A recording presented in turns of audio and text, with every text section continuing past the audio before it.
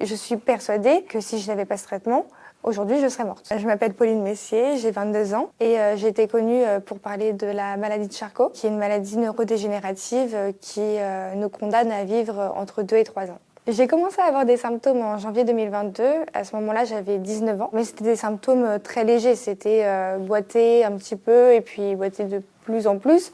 Mais ça faisait pas mal. Donc je me posais pas de questions et j'allais pas consulter. On trouve toujours un peu des solutions plus rationnelles qu'une SLA. Ce qui m'a poussée à consulter, c'est ma mère. Parce que c'est vrai que ça s'aggravait beaucoup. J'étais d'abord en béquille et puis j'ai commencé à vraiment, même avec les béquilles, à avoir du mal à marcher. Et c'est grâce à ça qu'on a pu entamer un peu les batteries d'examen qui ont amené au diagnostic quelques mois plus tard. Moi, j'ai pas entendu Charcot tout de suite, j'ai entendu SLA, donc ça je connaissais encore moins. C'est le soir en fait du diagnostic où je suis allée sur internet et que je suis tombée sur ce qu'est la SLA et ses conséquences, donc sur le corps mais aussi par rapport à l'espérance de vie. Et j'ai rigolé parce que je pense que je m'y attendais pas et que c'était une réaction un peu pour dédramatiser tout ça. Je me dis, plus vite je passe à autre chose, plus vite ça va aller. Je sais pas si ça a changé mon rapport à la mort. Déjà, ce qui est sûr, c'est que j'y ai pensé. Avant, j'y pensais pas.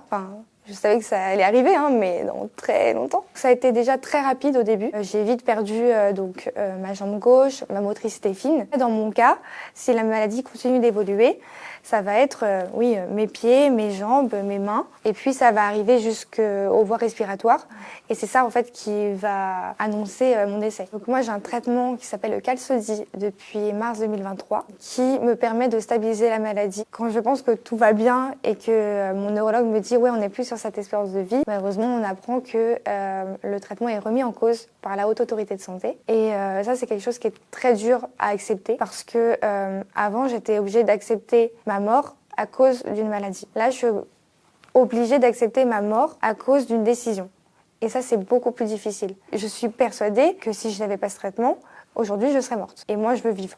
Je veux vivre pour expérimenter plein de choses. Et pourquoi pas aussi vivre assez longtemps pour qu'on puisse trouver en même temps un traitement qui, lui, guérit et qui me permettra de vivre une vie un peu plus normale. Et pourquoi pas avoir des enfants et remarcher et faire beaucoup de choses, des choses dont j'ai toujours rêvé quand j'étais pas malade. Pour l'instant, il est encore remboursé, en tout cas j'y ai encore accès, mais on ne sait pas de quoi demain est fait. C'est 30 000 € par mois et j'ai pas cet argent. Pour moi, la parole, c'est hyper important. Si nous, on parle pas, qui le fera? Qui parlera du traitement qui est remis en cause? Du fait que oui, on existe et s'il vous plaît, vous qui travaillez dans des laboratoires, cherchez un traitement pour me guérir, que je puisse vivre.